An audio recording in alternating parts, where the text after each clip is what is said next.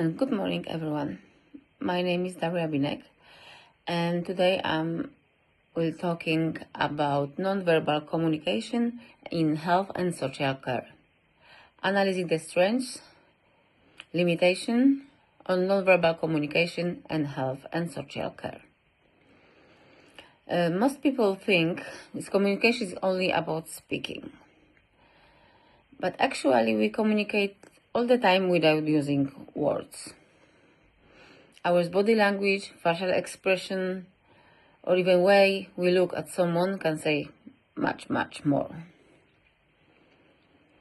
In this presentation, I try to explain what nonverbal communication is, why it's so important, what its strengths and limitations are, and how healthcare professionals can improve the skills in everyday practice. What is nonverbal communication? Nonverbal communication refers to the messages people send without using words. It includes facial expression, body language, eye contact, gestures, posture, and tone of voice. In health and social care, nonverbal communication strongly shapes how patients interpret care, reassurance, and professionalism. It can influence trust, empathy, and the overall quality of the interaction between staff and service user. Types of nonverbal communication. There are several different types of nonverbal communication, which is facial expression, smiling, probing, showing consent. Facial expressions show emotion, such as happiness, worries, or even sadness. Body language. Body language, posture, gestures, movement, and way we move. Paralanguage is another important part in the tone of voice. Sometimes it's not the words that matter most, but the way how we say to them. Eye contact shows attention, communication, helps build a relationship. Eye contact shows that we are listening and paying attention for them. Strength of nonverbal communication. There are many advantages of nonverbal communication. It's build trust and rapport. First of all, it helps to build trust between patients and healthcare professionals. It also shows empathy and compassion. Health professionals understand emotions. They don't can to say it. Sometimes patients are in pain and they are unable to explain us and difficult to say themselves verbally. In this situation, healthcare workers can notice small signs like facial expression, body language, breathing, or body movements. Then a calm voice and smile, simply sitting next to the patients, can help them feel supported. Sometimes the small actions are just more important than the words. Supporting person-centered care. Person-centered care means treating every patient as an individual, helps identify emotional needs, encourages patient engagement, supports dignity and respect. Every person has different needs, feelings, and preferences.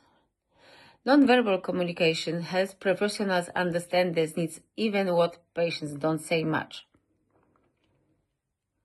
We can imagine a patient with Parkinson's disease may find speaking difficult clearly.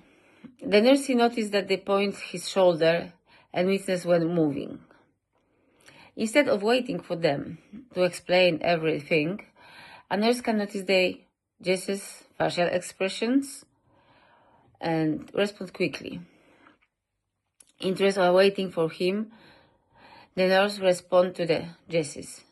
The pain, he checks the pain and adjusts to the care plan. This helps patients feel respected, understood, and involved in their own care. Supporting teamwork and collaboration. Reinforces verbal communication, improves teamwork and cooperation. Non-verbal communication is also very important between healthcare workers. Teamwork is very important, depends on good communication. Positive body language shows us respect and encourages cooperation. Reduce misunderstanding. For example, eye contact, or smile, or simply paying attention during a discussion helps everyone work together more effectively. When communication is clear, there are fewer misunderstandings and patients receive better care.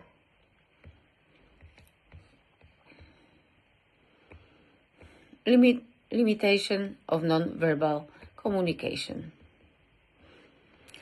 Although non-verbal communication has many benefits, it also has some limitations. Messages can be misunderstood. Cultural difference can change the meaning of gestures. People can easily misunderstand body language. The same gestures may have different meaning in different cultures.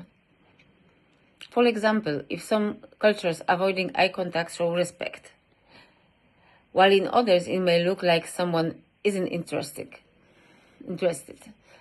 Healthcare professionals should never make a submission based only on body language. Lack of awareness can create barriers. Healthcare professionals should never make like that. They should always consider the person's culture, health condition, and individual personality. Improving non-verbal communication. The good news is we can always improving our non-verbal communication. Develop awareness. Healthcare professionals should think about how they communicate with patients. Use reflective practice. Training, practice, and feedback can really help them become more aware of their body language. Attended communication skills training. It's also important to respect cultural difference and make sure that body language matches spoken words. Observe how the patient responds. When verbal and non-verbal communication work together, patients feel much more comfortable and confident. Make sure no verbal cues match spoken message.